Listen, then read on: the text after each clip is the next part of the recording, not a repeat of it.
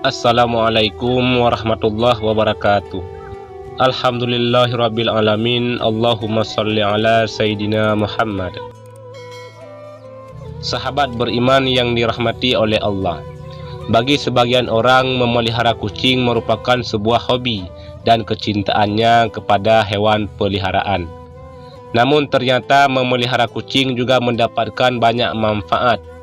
Hal itu karena kucing merupakan salah satu ciptaan Allah Subhanahu wa Ta'ala. Barang siapa yang menyayanginya, maka akan disayangi oleh Allah.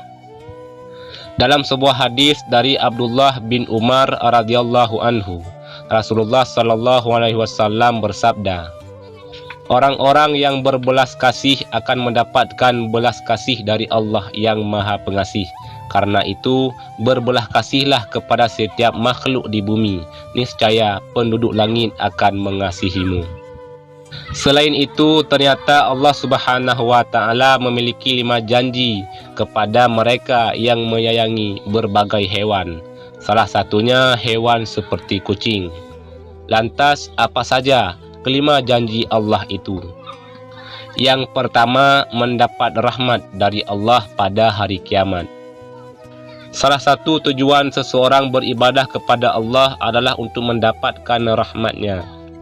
Ternyata rahmat Allah juga dapat diberikan kepada orang yang suka menyayangi hewan seperti kucing.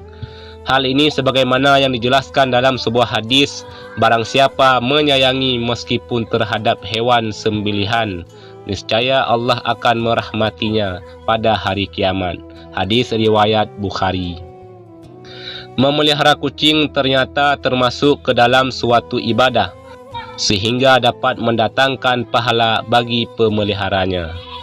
Kucing bukanlah hewan yang najis, maka dari itu, jika ada kucing masuk dalam rumah, sebaiknya jangan diusir, melainkan dipelihara atau diberi makanan.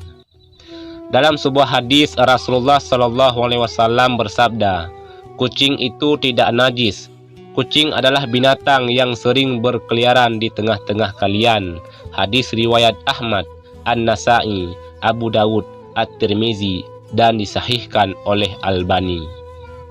Yang kedua, dosa-dosanya dapat diampuni oleh Allah Subhanahu wa Ta'ala. Seseorang yang suka memelihara hewan seperti kucing ternyata dapat menjadi wasilah diampuni dosa-dosanya oleh Allah Subhanahu wa Ta'ala. Jangankan hewan seperti kucing, dalam sebuah riwayat, dosa-dosa akan diampuni oleh Allah Subhanahu wa Ta'ala meski memberi minum seekor anjing. Rasulullah sallallahu alaihi wasallam bersabda, seseorang wanita pelacur melihat seekor anjing di atas sumur dan hampir mati karena kehausan. Lalu wanita itu melepas sepatunya, diikatnya dengan kerudungnya, lalu diambilnya air dari sumur, lalu diminumkan ke anjing itu. Dengan perbuatannya itu, dosanya diampuni. Hadis riwayat Bukhari. Yang ketiga, bernilai sedekah bagi orang yang suka memeliharanya. Seseorang yang memelihara hewan seperti kucing, sama halnya mereka belajar untuk bersedekah.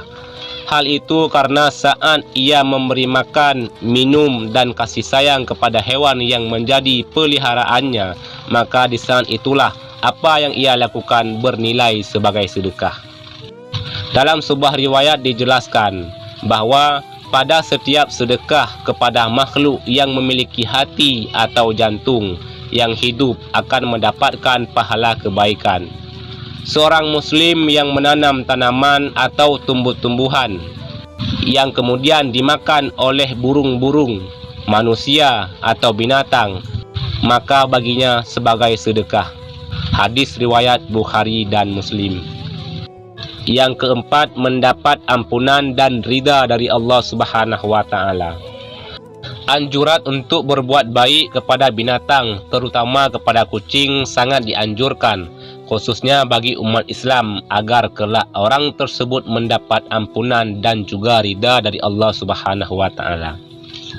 Dijelaskan oleh Syekh Dr. Muhammad Luqman dalam syarahnya di dalam kitab Adabul Mufrad, Setiap Muslim memang dianjurkan untuk selalu berbuat baik pada semua hewan, termasuk kepada kucing. Hal ini agar kelak orang tersebut mendapat ampunan dan juga ridha dari Allah Subhanahu wa Ta'ala. Akan tetapi barang siapa yang semena-mena terhadap kucing, menyiksanya jika dipelihara, tidak diberi makanan, maka akan menjadi jalan baginya untuk disiksa di dalam neraka, sebagaimana dijelaskan dalam sebuah hadis. Seorang perempuan diazab karena seekor kucing yang dikurungnya sampai mati. Dia pun masuk neraka karena perbuatan itu. Kucing itu tidak diberi makan dan minum ketika ia mengurungnya. Bahkan dia tidak membiarkannya makan serangga di bumi. Hadis riwayat muttafaq alaih. Kemudian yang kelima, menambah timbangan amal baik di hari kiamat. Seorang yang memelihara kucing ataupun binatang lainnya sebagaimana disyariatkan oleh Allah dengan penuh iman dan meyakini akan kebaikan yang diberikan oleh Allah, maka kebaikan yang sudah diberikan dalam memelihara kucing tersebut seperti memberi makan, bahkan membersihkan kotorannya, kelak akan ditimbang sebagai kebaikan di hari kiamat. Sahabat beriman sidang pendengar yang dirahmati oleh Allah, demikianlah penjelasan mengenai janji Allah bagi orang yang suka memelihara hewan, khususnya kucing.